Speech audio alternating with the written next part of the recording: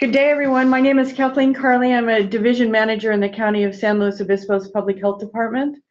Welcome to our four-part webinar series, Communicating Climate Change as a Public Health Issue. We have over 300 people registered today from all over the country and world, actually, from Hawaii to the Baylor College of Medicine to the Vermont Department of Health and the University of Cape Town. A few acknowledgements before we start. This webinar series received funding from the Centers for Disease Control and Prevention and the California Department of Public Health Office of Health Equity. Its contents are solely the responsibility of the presenters and do not necessarily represent the official views of the CDC or the Office of Health Equity. Many thanks to Dorette English at the California Department of Public Health for her support in getting this series organized. To our staff members, Morgan Feld and Tara Kennan, for handling all of the details and making this event possible. And to Stephen Hughes and Frank Gonzalez at Showtel Productions for their technical expertise. This series is being recorded and will be posted on our website, www.healslow.com. You will receive an email evaluation after the series is complete. If you are one of the people requesting continuing education units, you will need to complete the evaluation before the units are sent to you. All participants will remain on mute to prevent auditory feedback.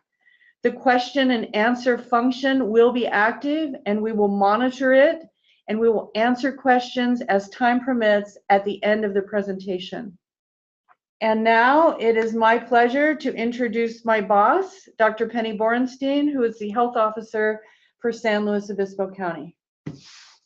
Good morning, everyone. I am so thrilled to be here with you, and I especially like the title of this series, Communicating Climate Change as a Public Health Issue. I have told some of my staff that I am constantly, those of you in public health know, explaining what public health is. And more to the point of late, people ask me, so what are the hot issues? What are the big public health issues in your community, in small San Luis Obispo County, and generally? And when I tell them that climate change is among my top three and is perhaps the most pressing public health issue, I get these quizzical looks, as if that's the terrain of environmentalists and planners and public works folks and scientists, etc. Well, your being here with me today is evidence that that perception is hopefully changing. And while we're not going to get into the heavy science of the negative effects of climate change, we certainly are going to touch on how it is currently affecting and expected to affect increasingly the public's health as we progress in our climate change. So I am thrilled that our small health department here on the Central Coast is getting the opportunity to host this webinar series. I hope that you will all tune in for all four and be with us on the next 3 Wednesday mornings as well. We have for you in this series a number of both knowledge brokers and scientists, as well as we'll be presenting on the ground, practical, real life examples of what can be done in an effort to adapt and mitigate to climate change. As an example of that, in the 4th series, I'd be remiss if I didn't highlight our own local efforts. About 3 years ago, we started a campaign called Outside In Slow, which is really a community awareness campaign to teach the public how you can both do things that are good for your individual health and at the same time be addressing the effects of climate change. And as I said, you'll hear more about that at our 4th series, the end series on this issue. We are a small area. Our population is about 300,000, 280. And given that, you would think there's not much we can do. We certainly have brethren who we work with in the Bay Area and San Francisco, Alameda, Los Angeles, who are doing some tremendous things. But I hope that there are many of you who are from smaller communities who can take away from these webinar series the fact that small communities like ours that has a full range of urban, rural, remote communities and environments, and a full spectrum of demographics, are just as vulnerable, given that we live on the coast and have, as I said, the full range of population for whom public health is going to be affected related to climate change. I want to say one more thing about our community. For those of you who don't know, First Five California is an effort that was passed by the voters, a tobacco tax, more than 10 years ago, coming up actually on 20 years. And it is an effort to address the needs of children and to put a laser focus on birth to 5, thus the name First Five. And I am sitting in the offices of our First Five chapter in San Luis Obispo, and they have taken the advocacy position to be out front as a thought leader and a change leader on the issue of climate change, and have recently passed a position statement saying that we will, as a community, work vigorously and diligently to address the effects of climate change for our most vulnerable young population. So kudos to First Five, and thank you for being with us. I also now have the great pleasure of introducing our speaker, Susan Joy Hassel. So hang on to your seats. I will try to be somewhat brief, but she is certainly a champion in this arena and has a lengthy bio, and I will give you many of the highlights. So when our staff was first in contact with her, she was whizzing off to consult at the IPCC, or International Panel on Climate Change. Susan Joy Hassel is a climate change communicator, analyst, and author known for her ability to translate science into English, making complex issues accessible to policymakers and the public, and has done so for more than 2 decades. She's the senior science writer on all 3 national climate assessments and has written authoritative reports in plain English to better inform policymakers and the public about climate change and its effects on our nation. In 2012, Susan was elected as a fellow of the American Association for the Advancement of Science for her, quote, exceptional contributions in the area of science communication, particularly for communication of the science of climate change to policymakers and the public. In 2006, she received the Climate Institute's first ever award for excellence in climate science communication, and she currently serves as a communication advisor to the World Meteorological Organization's Commission for Climatology. She has served 2 terms on the board of directors of the American Geophysical Union and has been a visiting scholar at NOAA's National Climate Data Center. She publishes widely on climate science, communication, solutions, and policy, and among her most recent publications, February 2017, was a Scientific American commentary entitled Climate Trumps Everything, also written with Dr. Mann.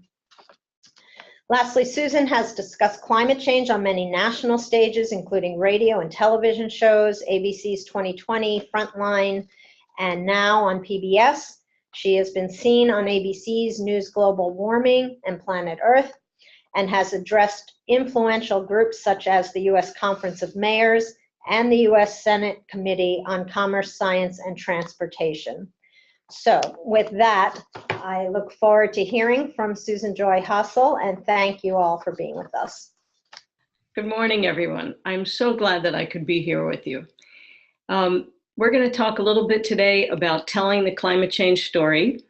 My website is here, climatecommunication.org. My Twitter handle is @climatecomms, 2 M's, and we're just going to jump right into this. Thank you very much for the nice introduction. Thank you all for being here.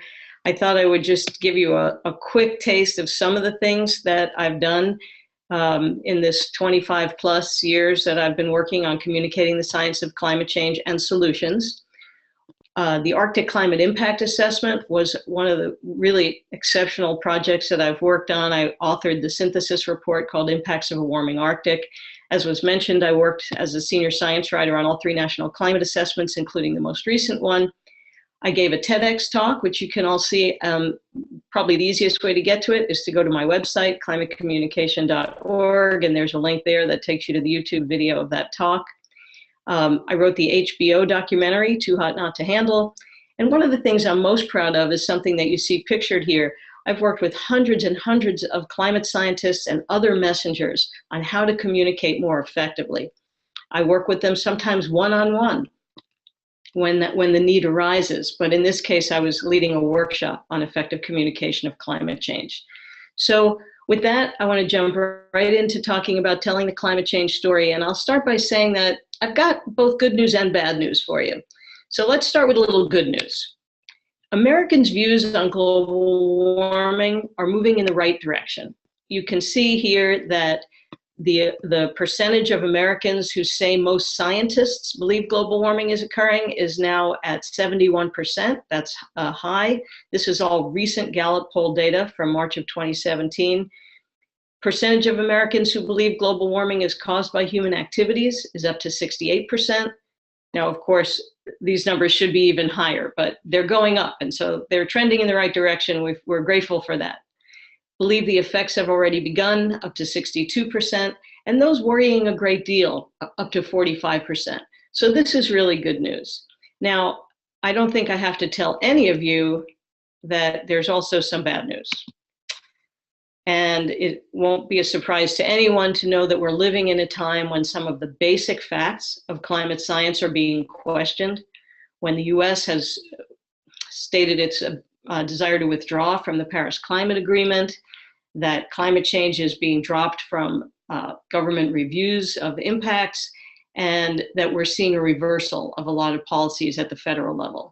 So this is very distressing. We also know we have a big partisan gap on this issue, which I'm going to talk more about. So what do we do? How do we proceed in the face of this really extraordinary existential threat to humanity and other life on Earth, and the really tremendous political and social and psychological challenges that we face in communicating it? Well, there are a number of things we can do. Some things about communicating climate change are really unique to climate change, and others are true for communicating anything. One of the first steps in good communication is connecting on values, because people will trust and listen to what you have to say if you share values. So what you want to do is look for common ground. You can always find something that you agree on with people, and if you work from there, I think you have a much better chance of success in whatever you're trying to communicate. And this is very true with climate change. You also need to engage trusted voices, because often as important as your message is who is your messenger. Is it a voice that people trust? And of course, different audiences have different trusted voices. Make it personal. As long as people think of climate change as a distant threat, distant in time, something that's maybe just for the future, or distant in space, something that's going to affect polar bears in the Arctic or people on Pacific islands, then they're not really going to relate to it. But it's very important to make it personal for people.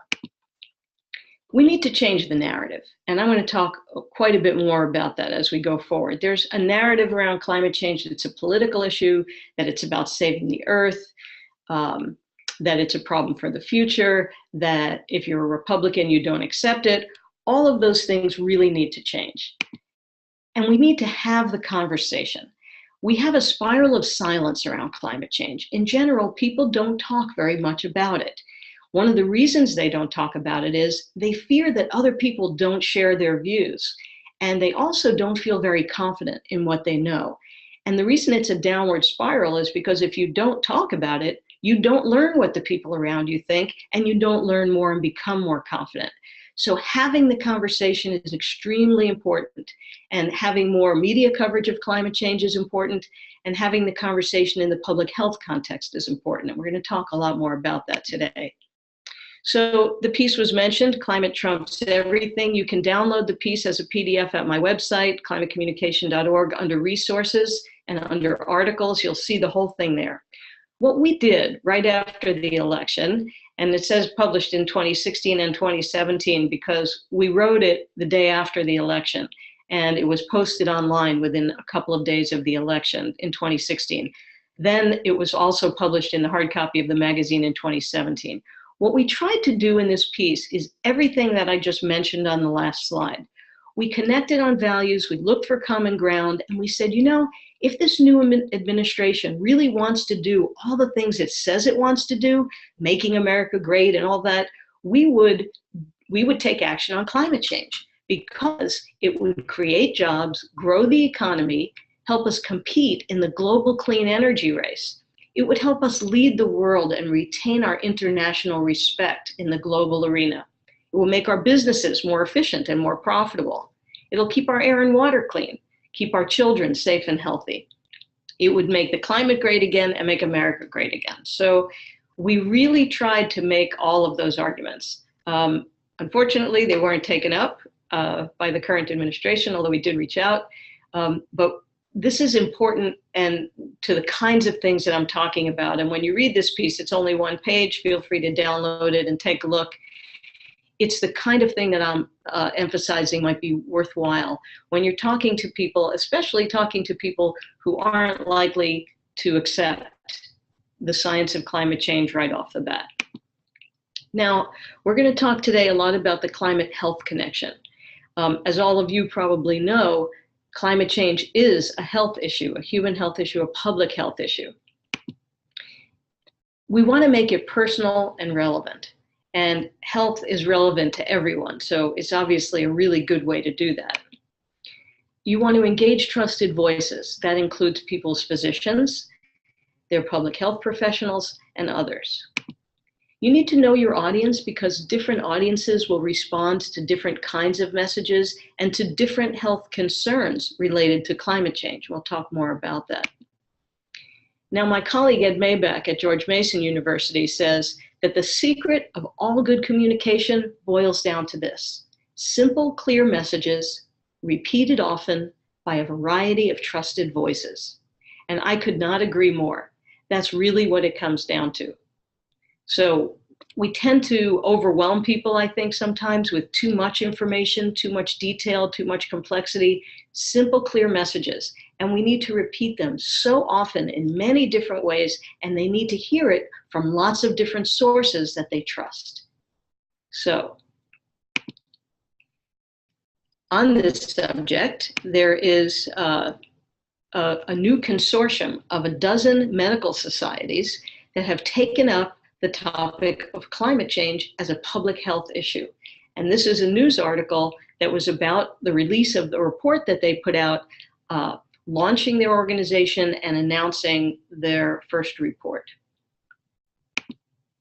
This is what that report looks like. You can download it again from my website, climatecommunication.org, under resources and under reports. And you will see this medical alert: climate change is harming our health, from this new medical society consortium on climate and health. This is really important because they have done all the things I just mentioned. They've engaged the medical community, these trusted voices, in talking to their patients about climate change. Now, this report that they did is really a great example of how to do good communication about climate change and health. And so I'm going to walk through a little bit of it because I think they did such a great job. Now, what they did was they took much of this information from a US national assessment of climate change and health. That assessment, very good science, not so easy to understand for the average person. So, pretty technical, pretty long. What they did in this report, and I actually helped a little bit, was to really bring it down to a level that everyone can understand. And they broke it down by region. They talked about 8 different ways that climate change affects our health. And you can see all this in this report, which you can download at the website. And one of the things I helped with was taking all of that technical information from the US Climate and Health Assessment and putting it into some very brief, very clear terms. So for example, on extreme heat, for each of these 8 things, we said, what's happening to climate in this arena? How is it harming our health? And who is most vulnerable to that? And so in this report, you see a page like this for each of those 8 ways that climate change is affecting our health. And then, very importantly, you see a personal story. Because, one death, you've probably heard this, one death is a tragedy, a million deaths is a statistic. You think, well, a million deaths, that's way worse than one death. But when you're communicating, seeing the face of one person and hearing about the death of one person or the illness of one person is actually a more effective communication technique for the public. And groups that raise money, they know this. That's why you always see the face of one child. You don't see a sea of children. And this is very important. In each of these cases, you see a personal story. You also see the faces of the people who have experienced this, and you hear from particular doctors who have treated particular people. Here's another one of these, air pollution. Again, what's happening to climate? How is that harming our health? And who is being harmed? Who's most vulnerable? And you see individual stories from doctors and of particular people. Same thing with ticks and mosquito-borne disease. What's happening, how it's affecting our health, and who's most vulnerable. Again, a personal story. I think you'll find this report very useful, both for its information and for examples of how to communicate this information in ways that will really be effective to people. Now, this I just had to show you. Some of you have probably heard of the Lone Star tick and the fact that it carries a disease that makes people allergic to a protein, alpha-gal, that makes you allergic to red meat. So I was doing some reading about this online, and I go to this article, and this is a screenshot. I kid you not. The ad at the top was attached to this story about the meat allergy, and it's an ad for beef. And I thought it was really funny. I wondered if maybe the way that they do these ads is if a story mentions beef, they show the ad up there. Anyway, here it is. And this is just one of the, this is just one of the health impacts that is carried by ticks. So they went on to talk about extreme weather. And again, the same breakdown. And this is where I helped. I helped to write these short, clear pieces on each of the 8 ways that climate change is affecting our health. And again, personal story, pictures, doctors, real people experiencing these impacts. Now, on the subject of extreme weather, I thought I would tell you a little bit more about that. I recently published an article in the World Meteorological Organization Bulletin, which is a journal of the WMO, and I was the lead author on this piece that talks about communicating the linkages between extreme weather events and climate change. And I call it unnatural disasters. This is really important because this is only going to matter to people if they connect the dots, if they understand that many types of extreme weather are in fact increasing because of climate change. Now, the science on these linkages has really moved ahead quite a bit in the last few years.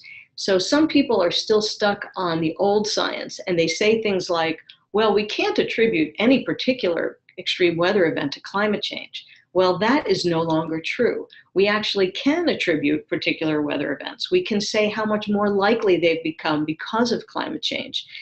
For example, that heat wave that killed tens of thousands of people in Europe some years ago, the analysis of that heat wave shows that it was made at least 4 times more likely because of human-induced climate change. So that's a specific attribution statement that we can make. We know that we're seeing more of some types of extreme weather events. And you can again download this article at my website under resources and articles, and you can download the whole thing. Now, I'll just give you a little summary of some of the tips that we recommend in that article for communicating the linkages between extreme weather and climate change. One thing is to lead with what we know. So instead of saying what I said before, well, we can't attribute, you want to say what we can say and what we do know. For example, we know that in a warmer world, as average temperatures increase, extreme high temperatures increase, and they increase even more than the average. And that gives us the problems with extreme heat. You also want to simply explain the mechanism. Now, the one with heat is pretty obvious. There's another one with heavy downpours that cause flooding. And the mechanism there is this: when a warmer atmosphere can actually hold more moisture. And so because the air is getting warmer, it holds more moisture. And then when a given storm system comes through, it dumps out in a heavy downpour, and that can lead to flooding. By simply explaining that mechanism to people, it really helps them to hold on to it and realize what's going on. And also with regard to drought, it's not just a reduction in precipitation, it's the fact that the higher air temperature evaporates more moisture out of the soil. And so you can have a cycle of floods and droughts because of these two mechanisms that I've mentioned. So it's helpful for people to understand those things if you explain them very simply. Metaphors are really helpful in this arena. So for example, we can say by loading the atmosphere with these heat-trapping gases, we're loading the dice towards more rolls of extreme weather events, more rolls of the double sixes, if you will. We can also use the metaphor of steroids. You know, when an athlete, before the athlete, say a baseball player, was using steroids, well, that athlete still hit home runs. Once he started using steroids, he hit more home runs and he hit them farther. What we're doing now, this is the climate and the weather on steroids. By adding these heat-trapping gases to the atmosphere, we're putting the weather on steroids. So sure, there have always been extreme weather events, but now what we're seeing more of them, and they're more intense, and they're harming us more. So that's a kind of metaphor that can be really helpful and help people wrap their minds around how climate change is affecting certain types of extreme weather events. Now, it's also useful to restate the basic facts of climate change, because a lot of people don't even understand the most basic mechanism. They don't realize that climate change, what's causing climate change, that it's caused by the buildup of carbon dioxide, methane, and these other heat-trapping gases.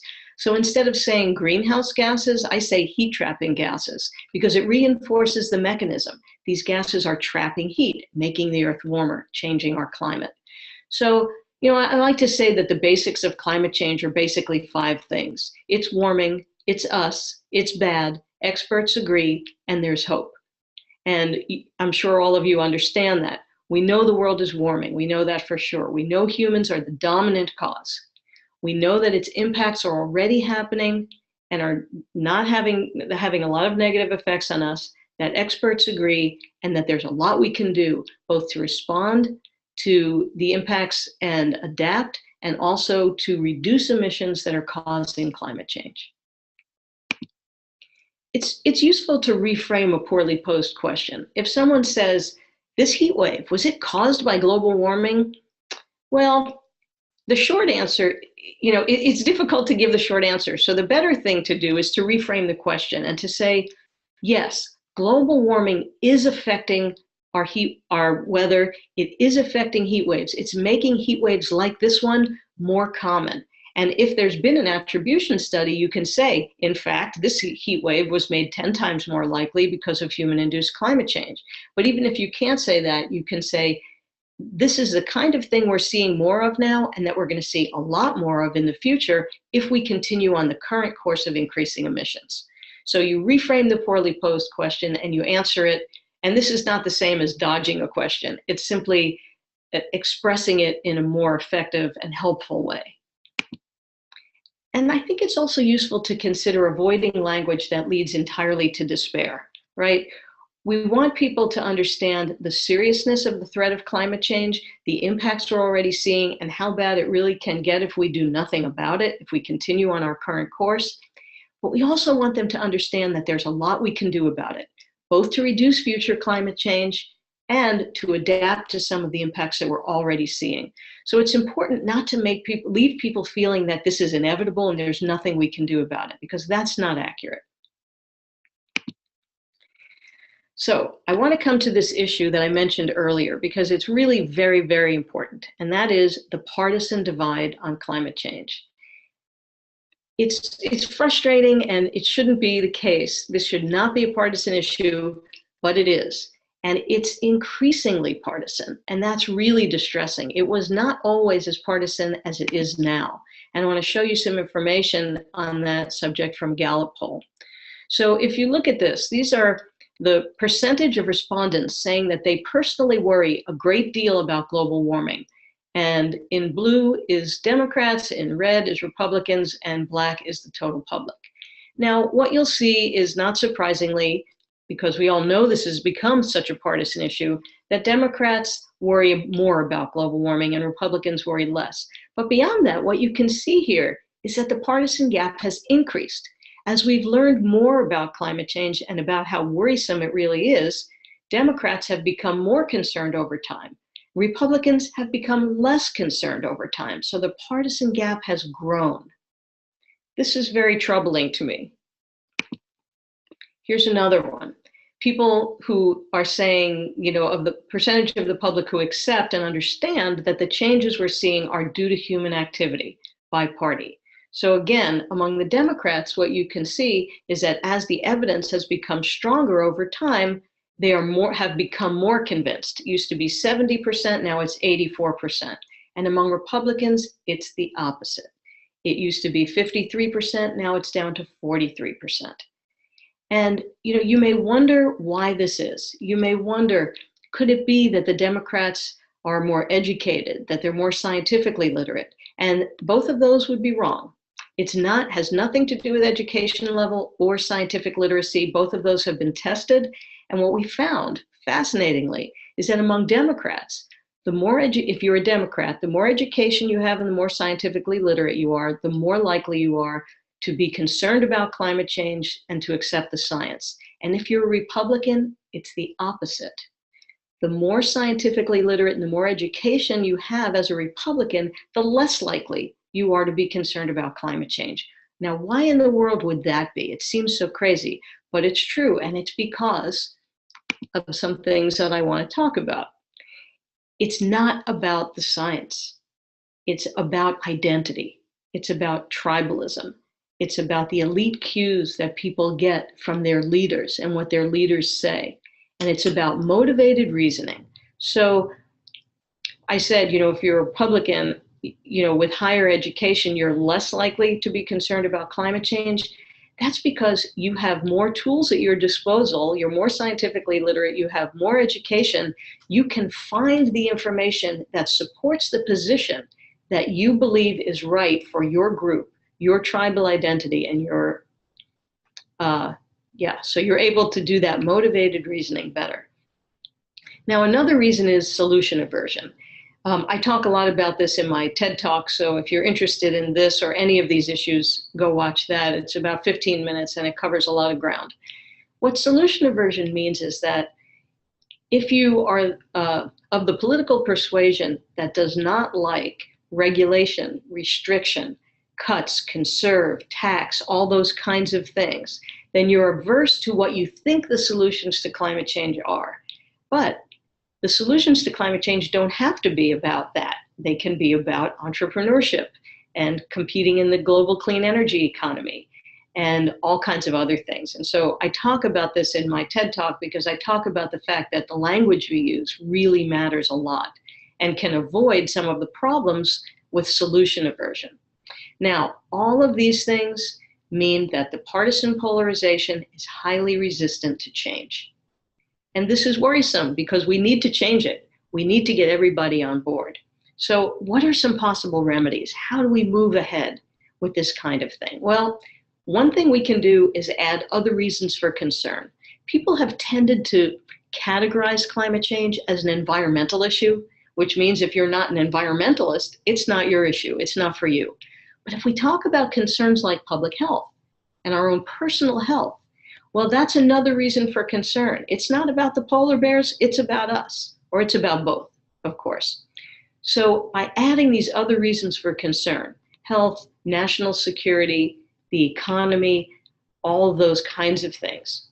Another thing we can do is shift the focus, especially when we're talking to people that we know are particularly averse to hearing about climate change.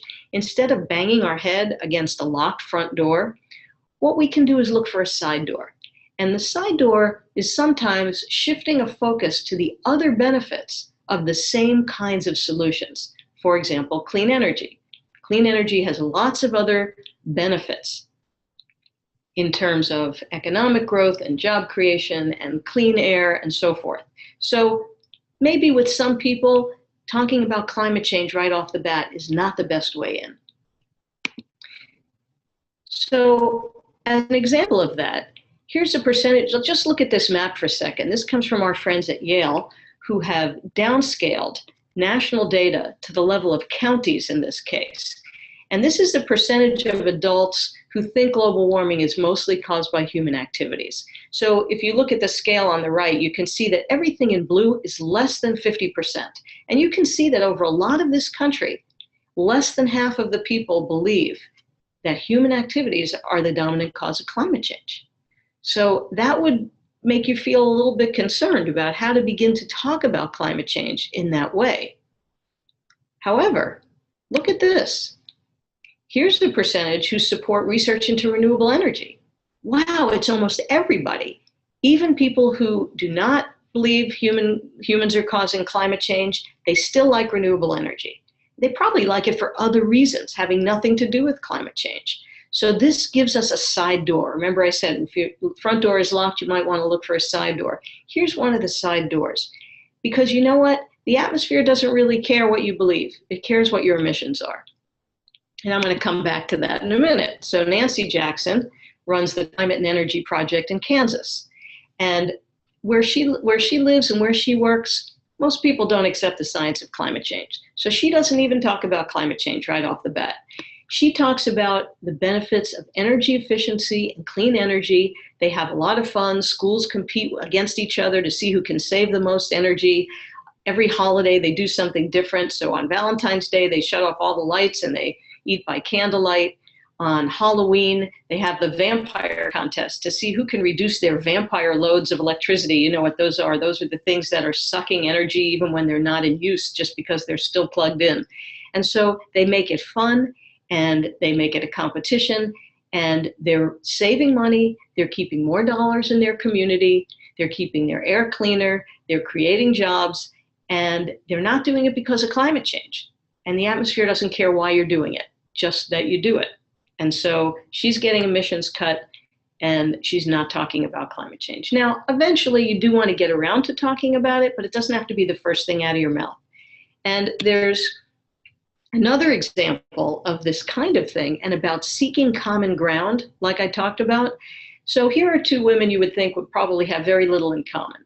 Debbie Dooley is the founder of the Georgia Tea Party. Colleen Kiernan, she's the head of the Georgia Sierra Club.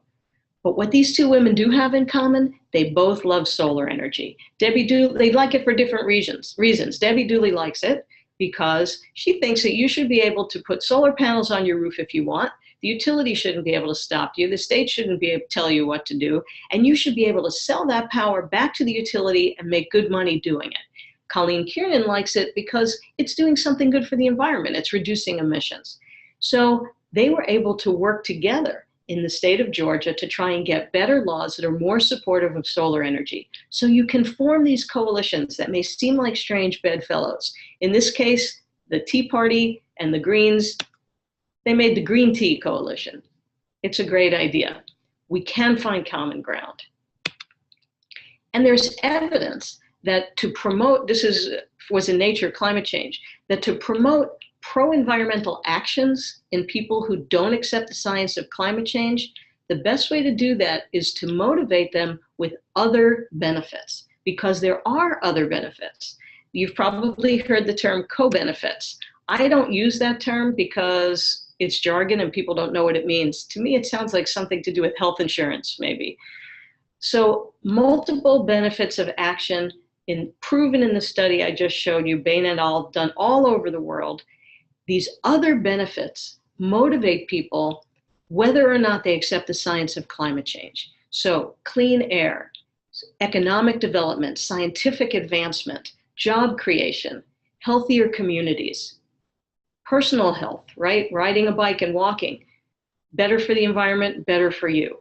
All of these motivate people. So when you're dealing with an audience that's very resistant to the science of climate change, talk about these other benefits, and you'll find that you might make progress. And once you establish trust, then down the road, you might get a chance to also talk about climate change being yet another reason to take these same kinds of actions on clean energy and some of the other things.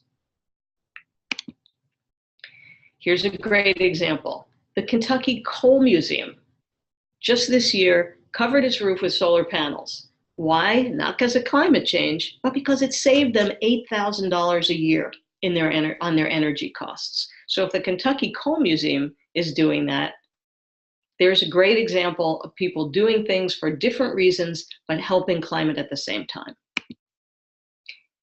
Republican governors are warming to renewables, and it's not about climate change for the most part. It's about jobs, economic growth, and saving money. And we're seeing more and more of this. So just a communication tip.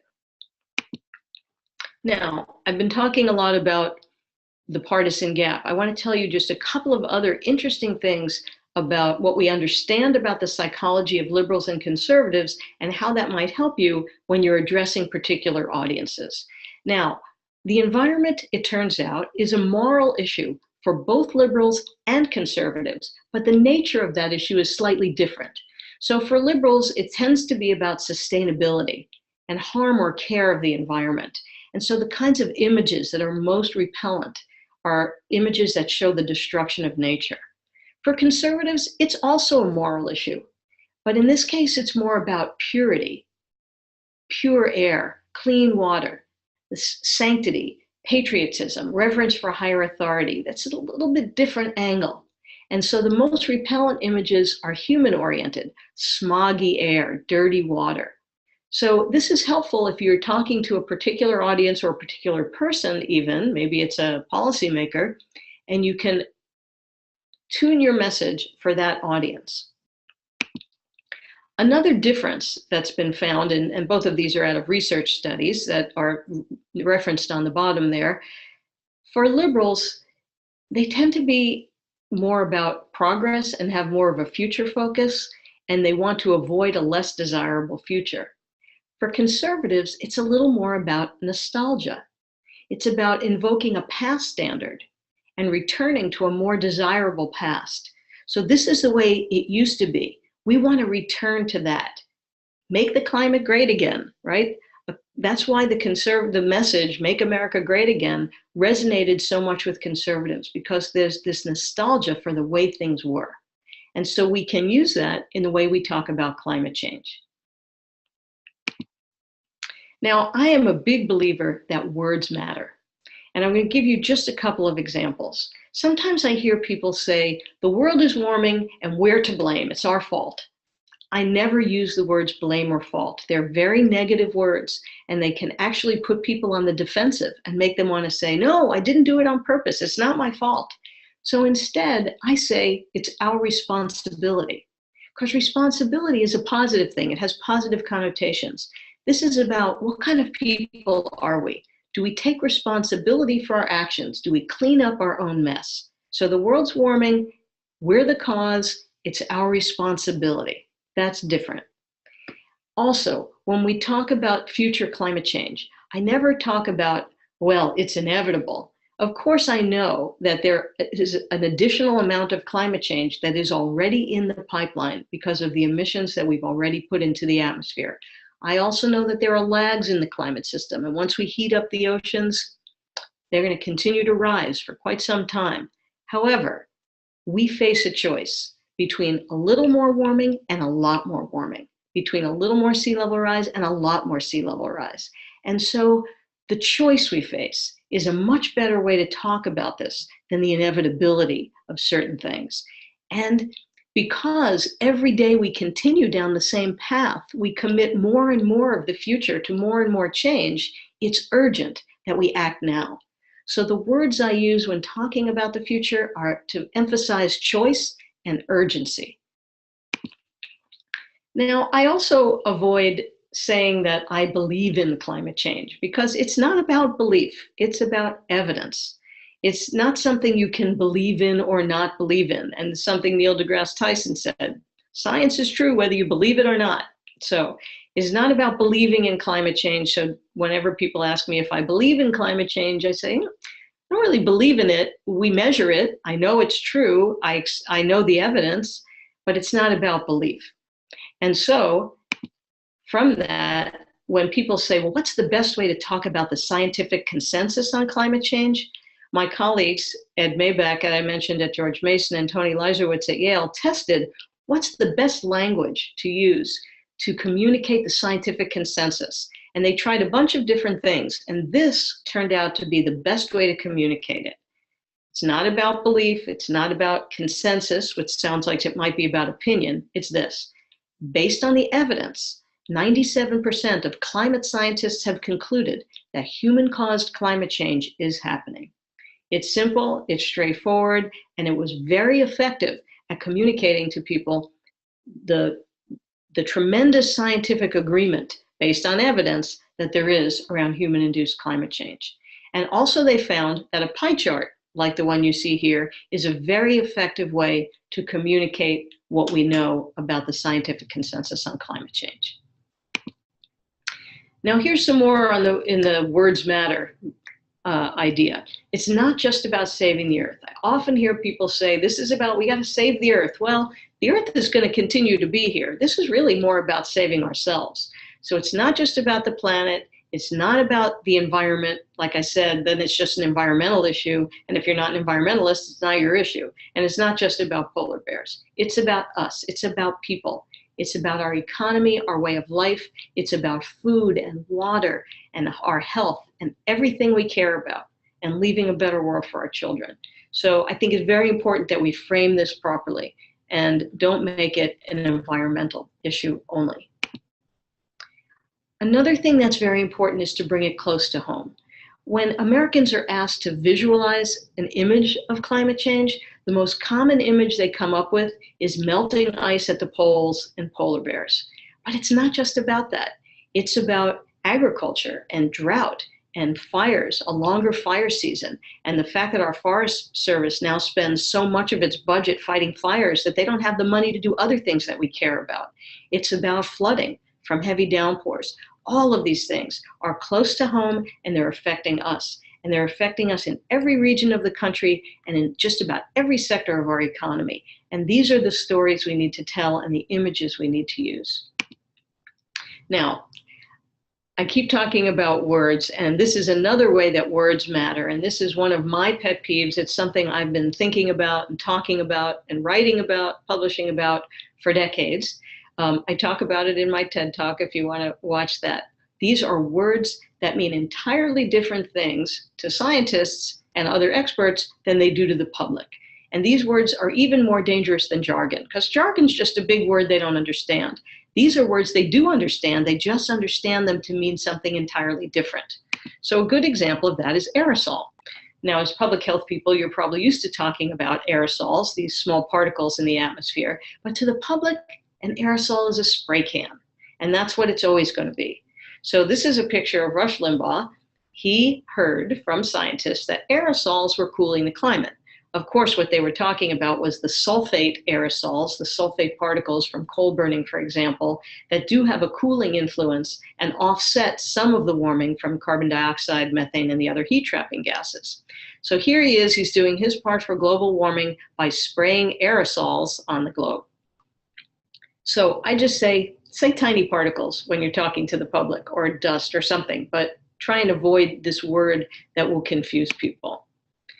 Here's another good one, positive feedback. So for the public, positive feedback is a good thing, right? You do a good job at work, you get positive feedback. But in the climate system, a positive feedback is a vicious cycle whereby warming causes even more warming. So just say vicious cycle or self-reinforcing cycle or something like that. So I published an article with my colleague Richard Somerville in Physics Today. We put some of these scientific terms. Again, you can download this article at my website, so don't feel like you need to read all of this real quick or memorize it or write it down. Just go to my website, download the article. It's there, it's free. And you can have this table for your very own. You can pin it up in your office if you like. I actually have expanded this list to many more words. But you'll notice that there's one word here, theory. This is one that I think is really interesting, because people who are, trying to convince people that, global warming isn't real, they'll say, well, it's just a theory. And that's because to the public, it's just, a hunch or speculation. It's not, the kind of very well established thing, like the theory of gravity, right? In science, a theory is something that's very well established. So whenever I hear them say, well, global warming's only a theory, I always say, well, gravity, it's only a theory too. And another one of those words that you will have noticed was the word error. So scientists often talk about error bars as, the difference between, the range around a particular measurement, right? They call those error bars. So I think when I retire, I'm going to open up a tavern for scientists. I'm going to call it the error bar. Now, I have expanded my list. I've got over 150 of these words. Here are some of them.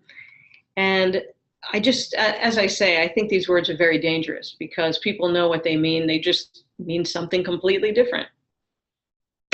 So let me move on and mention one other thing before I head into the final stretch of what I want to tell you.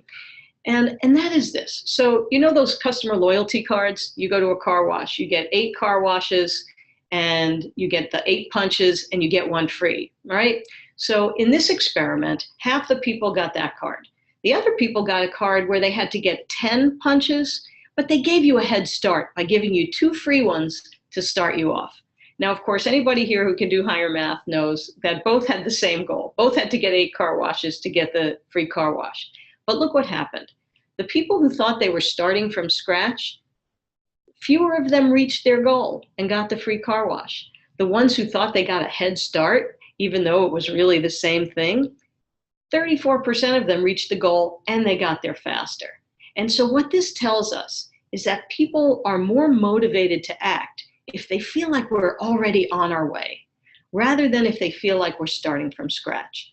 So when I talk about the changes that we have to make in order to address climate change, I don't say we have to remake the entire world's energy system from scratch. No, I say we're already on our way.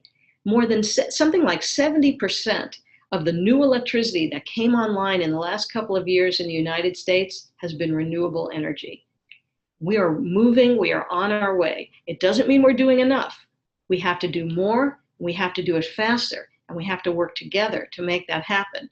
But we're not starting from scratch.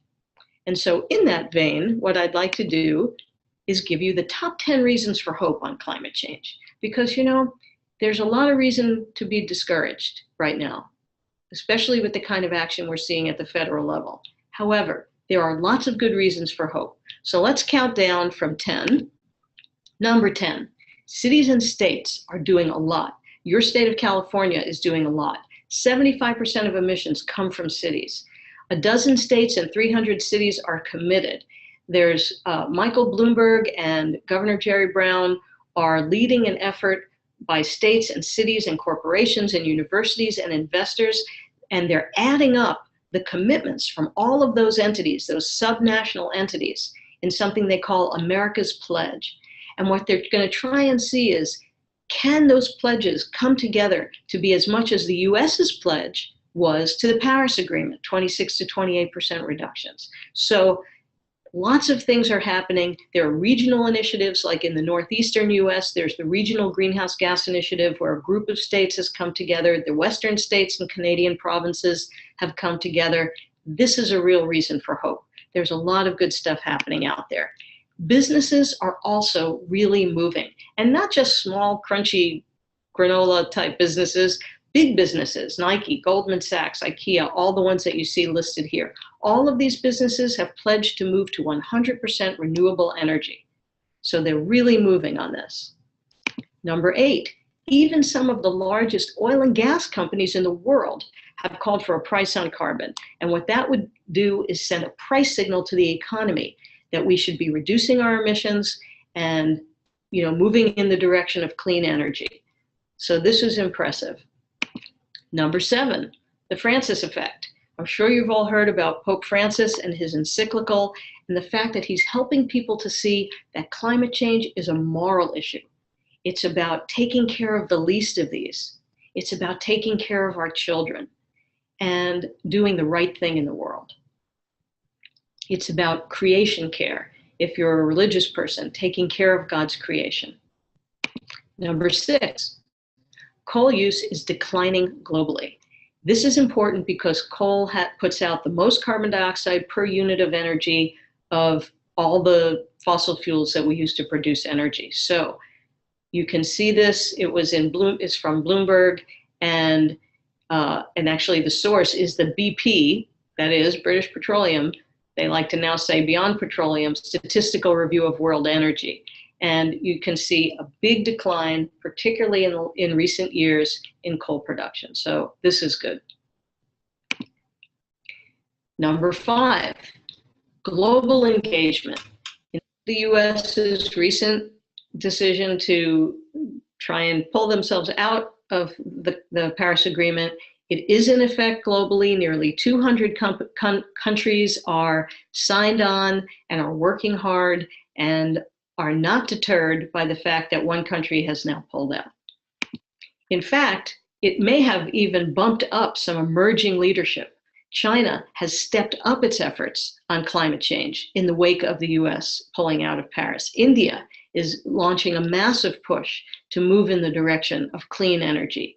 Europe is really moving forward. I mentioned that 70% of new power in the US has come from clean energy. In Europe, it's 90%. So really good leadership emerging from other quarters, and that's very hopeful. Number 3, emissions and the economy have finally looks like they are decoupling. And what I mean by that is, since the Industrial Revolution, economic growth and emissions of carbon dioxide have moved up in tandem. For the first time in the last 3 years, emissions have leveled off while the economy has continued to grow. That's very good. That means we're using energy more efficiently and we're using more renewable energy. And if we can continue to decouple emissions from economic growth, that's good for us. And this is data from the International Energy Agency. And this is more of what that looks like in the US. So here's the US decoupling. The blue is our gross domestic product, and the red is our carbon dioxide emissions from energy. So you can see that our economy has been growing and our CO2 emissions from energy have been declining. That's very good news. Number 2, the cost of solar and wind are falling really fast, faster than anyone could have predicted. And you can see that here. And not surprisingly, as a result of those falling costs, we've seen a big increase in solar installations in the US and globally. This is in the US. And the same exact thing is true of wind. The price has fallen very rapidly and the installations have increased very rapidly. And so what all that means is that a clean energy future actually costs less than a dirty one.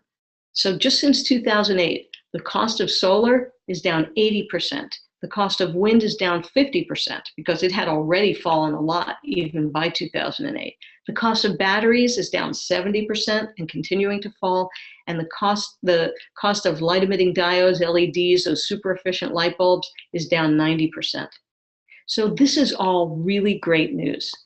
And, I think ultimately the best news is that the future is in our hands. If this were caused by something other than our activities, it was just our being hit by some cosmic bus, there'd be very little we could do about it and there wouldn't be much hope. But the future is in our hands. The choices that we make about our economy, about our energy use, and about what we choose to do to take action on climate change, we can determine the kind of future we have. One with a little more warming that we still have to adapt to and deal with, and one with a lot more warming where it becomes a global catastrophe. So I think that's really the best news, is that the choice is up to us. With that, I'm going to stop and I will be happy to take your questions and have a conversation. So thank you very much for your kind attention. Okay, we're unmuted. Well, thank you, Susan, so much. I, for one, am coming away from this with a new enthusiasm and positive energy about climate change. It's not often that I come away from a climate change talk feeling optimistic. So thank you for helping us do that. We do have a few questions queued up, and let me start sharing with you. Great. So the first is more of just a housekeeping question. The question is, will recordings be available? And if so, where and for how long? Yes, they will be available at slocounty.ca.gov/health, and for an indeterminate amount of time. One of the next questions is, are the communication strategies for all populations, and do you have any special tips for communicating with youth? Yeah, it's a great question, and communicating with youth is really important. It's in particular important that they understand the issue, but also that they are not led to despair. Especially for younger children, it's very important not to scare the bejesus out of them. You want to tell them this story in a way that they understand that it's serious, but in a way that doesn't frighten them too much. So that's an interesting challenge. I think one of the best ways to communicate the threat without scaring people too much is to communicate the threat honestly, but also to communicate the opportunities and to do them together, not just to talk about the threat, but to talk about the opportunities. So there's plenty to be concerned about. There's plenty to be worried about. Anyone who understands this issue well is worried and is concerned. But those who understand what can be done about it and what we already are doing about it tend to be less likely to fall into despair and more motivated to act. That doesn't mean that there's no place for a little bit of healthy fear. There is, especially if it's clear and true. We want to be very careful to be accurate about what the science projects, including communicating worst case scenarios, but we also have to communicate the opportunities. For young people, you have to meet them where they are. And so young people these days are on social media. So communicate through social media, through Twitter, through Facebook, through Instagram, I know is more the place. And so also through short videos. There are lots of good videos now out there about climate change. Very short though, because people have short attention spans. But those are always that I would say, and there's some good stuff for educational settings. There's a network called the CLEAN Network, so CLEAN, all capitals. It's a climate literacy education network. And if you go to the website for CLEAN online, so just Google that, CLEAN, it's an organization, it's a coalition kind of a network of educators. There's lots of good information there. Also on my website, climatecommunication.org, there's a place for educational resources, and that includes lots of good things for young people in particular. There are some very nice, for example, there's a resource where somebody translated the very technical IPCC reports, the Intergovernmental Panel on Climate Change reports, into a series of haikus. It's very nice. It's great for kids. There's also the old EPA Climate Change Kids website. And I say the old one because it's been taken down now, or it's been made very hard to find. However, I have a link to an archived version of that, and there's a great set of resources for young people there. There are also a number of video resources and other resources under that educational resources drop down under resources at my website. So those were a few ideas for communicating with young people. We really do need to bring them along on this and give them the energy to do what they can do. Thanks. I do want to make a correction or an addition to the website where both your audio presentation and the slides will be available. Probably the simplest thing, and we have posted that, but to also say it again here, is www.healslo, HEALSLO, which stands, by the way, for Healthy Eating, Active Living, San Luis Obispo.org. Com. I knew I was going to get that wrong. Thankfully, I have people here. Healslo.com is where people can find all of this material afterwards. We have someone who is particularly intrigued by your steroids metaphor and wants to get it right. So you can go back and listen to that. Let me mention one other thing on that score. So the steroids metaphor is really quite a good one, I think, and I've worked with lots of my colleagues on using it. One of my colleagues, Jerry Meal at the National Center for Atmospheric Research, used it a few times and got the folks at his lab, NCAR in Boulder, to make a little video of it. So I have that video posted on my website. If so, at climatecommunication.org, at the resources tab, go to videos, and you'll see this little video of an animated baseball player, and you'll hear the whole metaphor, and you'll hear Jerry Meal's voice explaining it, and they did a nice job with that. So just another resource for the person who's interested in that. Great, thank you. So our next question is asking for tips of the trade in the current political climate. What avenues would you recommend as effective for moving the messages of climate change and health impacts?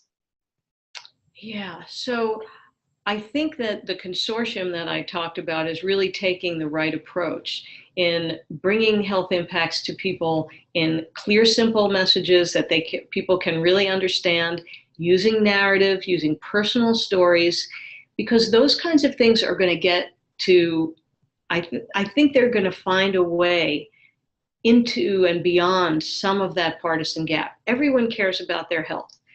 Everyone's concerned when they hear that certain diseases are spreading because the range of certain insects or ticks is spreading.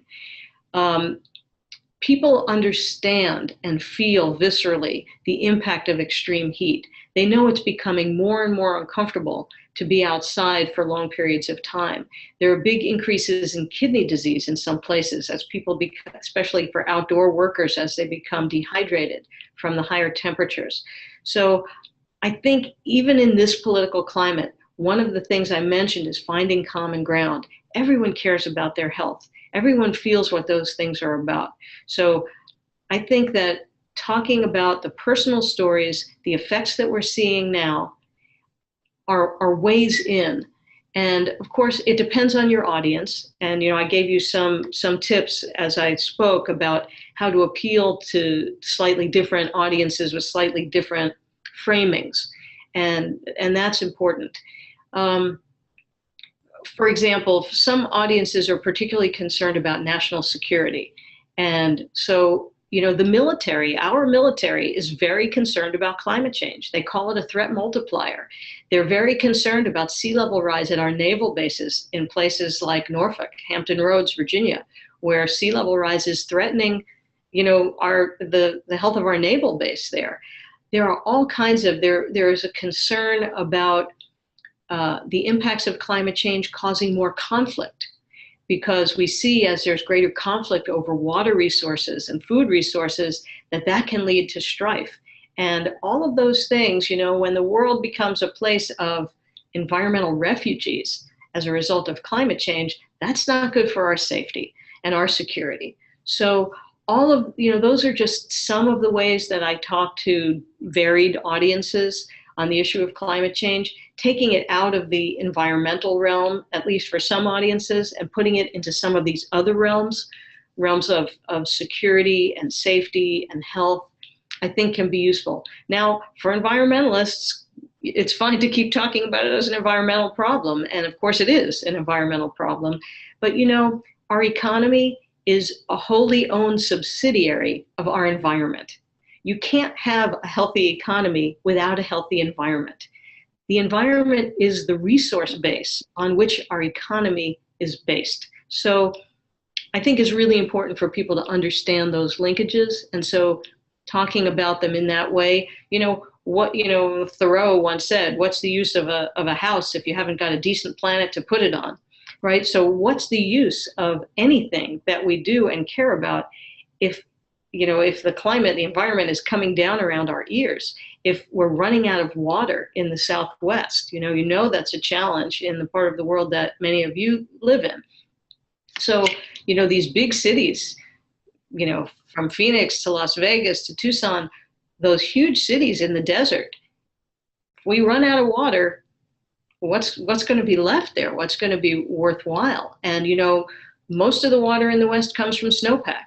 And in a warming world, we're seeing a decline in snowpack. And I know you sometimes have a really good year and then people go, oh, we had a good year, everything's okay. The long-term trend is clearly down. And the long-term changes in climate mean changes, atmospheric changes that will cause more drying in the Southwest. And the US National Climate Assessment, which is another great resource that I'd like to point you to, it's linked from my website, it's under reports. The website is nca2014.globalchange.gov. I begged them to try and get a simpler, easier to remember website, but we didn't manage to do that. But you can simply go to my website, under resources and reports, and you'll see the NCA, the National Climate Assessment. Most recent one was in 2014. And you'll see these maps with projections of future precipitation change. And what you can see is that we expect to see a reduction in precipitation in the Southwest. And on top of reduced precipitation, you've got higher air temperatures, which means more evaporation. And so even if precipitation doesn't change, you still get more drought conditions just because of the higher air temperature. So, these are all important things to think about, to talk about, and to help people understand. Thank you. We have another question tailored to a particular community, and this time the question is, what are the stories in communities of color that speak to the climate movement? Really great question and really important. The climate justice movement is really moving on this front and helping people to understand that communities of color are in many ways more vulnerable.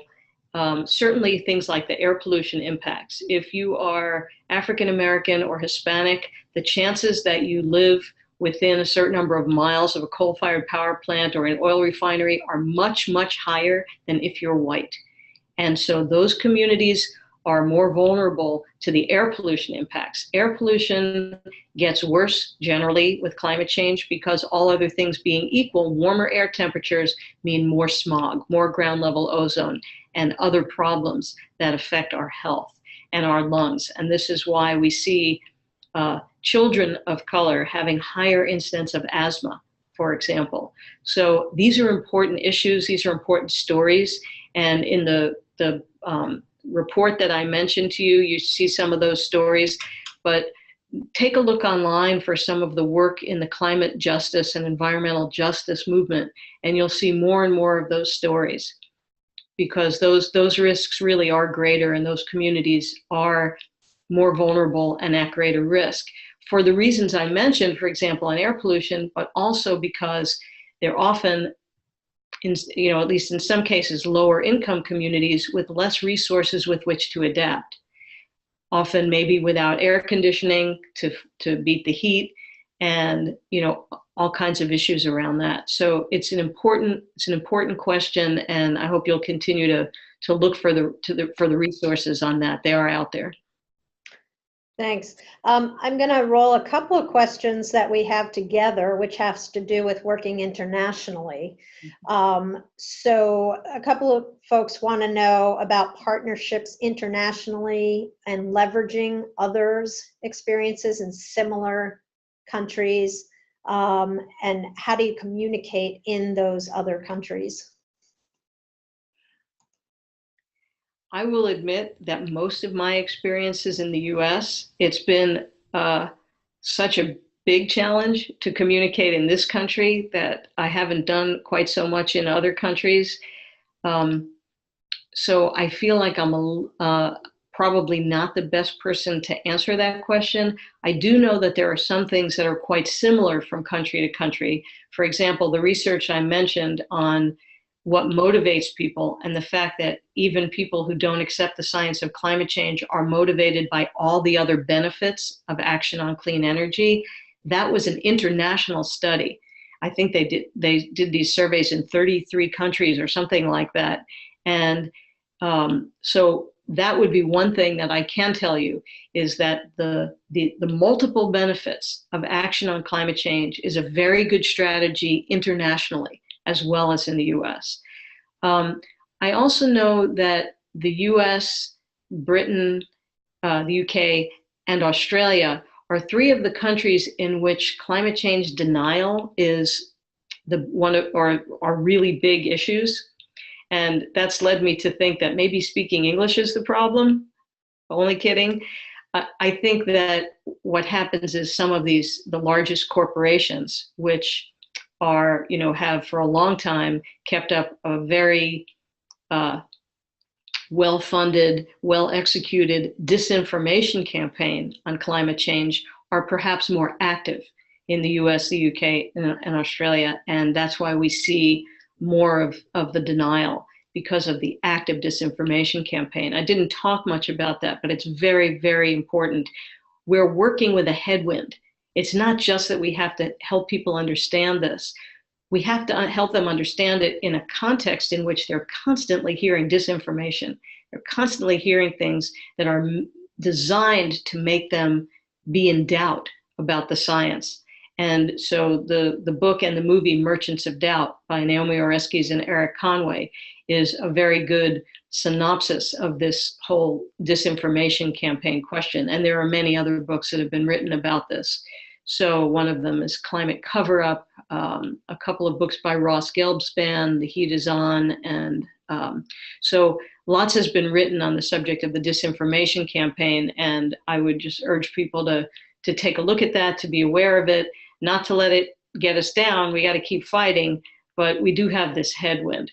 So what else as far as the international perspective? The Intergovernmental Panel on Climate Change does these great assessments. They haven't always been that great at communicating them. They tend to be pretty technical, but I'm trying to advise them a little bit these days, and I'm hoping that they're going to do a better job at communicating more effectively. And that's an organization that's under the auspices of the United Nations. So it's a good venue for international communication if we can get them to continue to step up their game on communication. Also, the World Meteorological Organization, with which I sometimes consult, and where I published that article about unnatural disasters, the linkages between extreme weather and climate change, is another global organization that is a good venue for that kind of communication. But in different countries, I think there are certainly different issues, and frankly, I work pretty much 24/7 and have for 25 years just focused on this issue in the US. So if I were to try and take on the rest of the world, I don't know what would become of me. I don't think it would be possible, but I think that there probably are some really good experts internationally. I know I have some colleagues at the European Climate Foundation that do a lot of work in Europe on this issue. Tom Brooks, Tim Nuttall are a couple of them. There are people in other countries that are really taking the lead and trying to do more. So if I can help anybody by putting them in touch with people that I know, I'd be happy to try and do that. I also have some colleagues in Australia, for example, that do this kind of work. Great. I'm going to give you a couple of more questions. For those of you who have posted questions, I see that we have a few listeners who are have questions on a related topic of how to deal with politics and politicians, but I'm going to come back to that one. So don't anyone feel that I'm ignoring your question. So we're going to try for two more questions in the next 10 minutes. One is an interesting one. I'll read it. Do you believe religion makes some people question climate change? For example, some religions disagree with modern science topics such as evolution. Could religious beliefs influence a person's view on climate change? It's a really good question. I think there's been a sense that it might, but I also see that a lot of religious people are taking up the mantle of climate change. There are religious organizations, quite a few of them, that are doing a lot on climate change. One of my colleagues is a climate scientist, Catherine Hayhoe, who's also an evangelical Christian. And she speaks to those people who share her faith, as does John Schellenhuber, another climate scientist who's an evangelical Christian. Sally Bingham is the head of a group called Interfaith Power and Light, and they are an interfaith group of lots of different religions that have come together to take action on climate change. And there are quite a few others. There's the Catholic Climate Covenant, which is a group of Catholics who are working together on climate change. So even though we might think that there are some people who might reject basic science and reject the science of climate change because of their religious faith, there are also religious people who are taking action on climate because of their religious faith, because their religious faith teaches them to take care of God's creation. And they call this creation care, and to take care of the least of these. And because we know that climate change will affect those who are most vulnerable, the people who don't have the ability to adapt and who are living in precarious situations in very vulnerable places. So while I think it may be true that for some people, religion is causing them to maybe doubt climate change, for many others, religion is a cause to embrace action on climate change. And the organizations that I've mentioned are all working in that direction. So I like to hope that there does not have to be a conflict between science and religion. And I think for many people there is not. One of my colleagues, Greg Fischel, he's a TV meteorologist. He says he sees science as sort of an expression of God, that it's the way God reveals his creation to us is through science. And so I think there are a lot of different ways of looking at this. And I, of course, know the people who are working hard from a religious perspective. And so I think that for those who do doubt, there are places they can go and people they can listen to who will be trusted messengers and trusted voices for them because they share common ground, they share religious values. And if they're open to listening, then that's really important. The elite cues, what their leaders are telling them is very important. So hopefully more of those leaders will become convinced of the importance of climate change as a moral issue, like the Pope has been making the case for. Thanks. We have about 5 minutes left of our audiovisual time, and I'm going to try to wrap these last 3 questions into what has been a theme of your talk. And then if we do have time at the very end, we'll come back to a little bit more in the way of announcements for going forward in this series. So these questions all have to do with, well, first of all, let me thank one person who says, I'm a physician working with the Medical Societies Consortium. Yay, go Dr. Mahoney. And wanting to know how to tailor health impact messages differently based on partisanship. Related to that is how do we correct course with politicians and the relationship with the green movement in politics. And then there's a conflict of interest related question about how do you reach out to those in power who don't want to hear because they are political contributors, don't want them to take up the mantle. Oof. Those are hard, but I'm going to try. The last one it may be one of the most difficult questions because it's a question of money in politics. And as long as our campaign finance system is what it is, that influence is very powerful and it's very difficult to fight.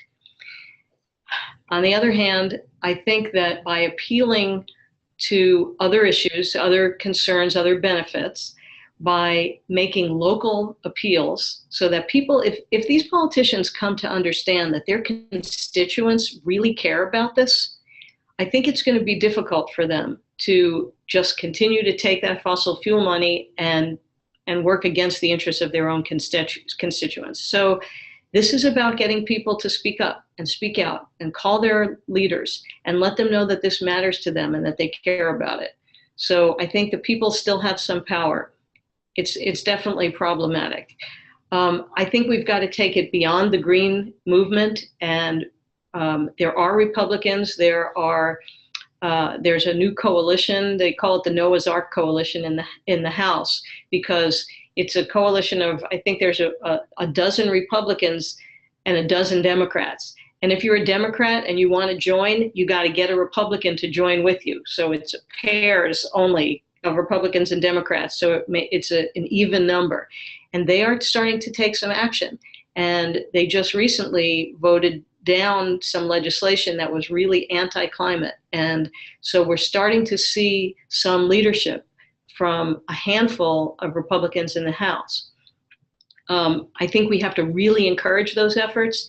And if you know any of those people, let them know that you really appreciate what they're doing, because we need to start breaking this partisan logjam. And there are a handful of people out there who are really trying to do that. Did I miss something? No, I think we're good. Okay. We have one more question that I'm not going to pose to you in the interest of time, and I'm going to let it just float out there. And maybe we can address it on our website. And if you want to weigh in, because probably we could spend an hour on it. So I'm just going to float this last question, and then I'm going to turn it back over to Kathleen for some of the mechanics. But before I do that, I just want to again say our incredible thanks to you, Susan Joy Hassel, for being with us and enlightening us and lifting our sense of what we can do in this arena. Thank you all for your attention. You're It was welcome. my pleasure to talk to you. So with that, the question that came in was around the language of climate change versus global warming. And the questioner says, I seem to see a trend back in the direction of global warming.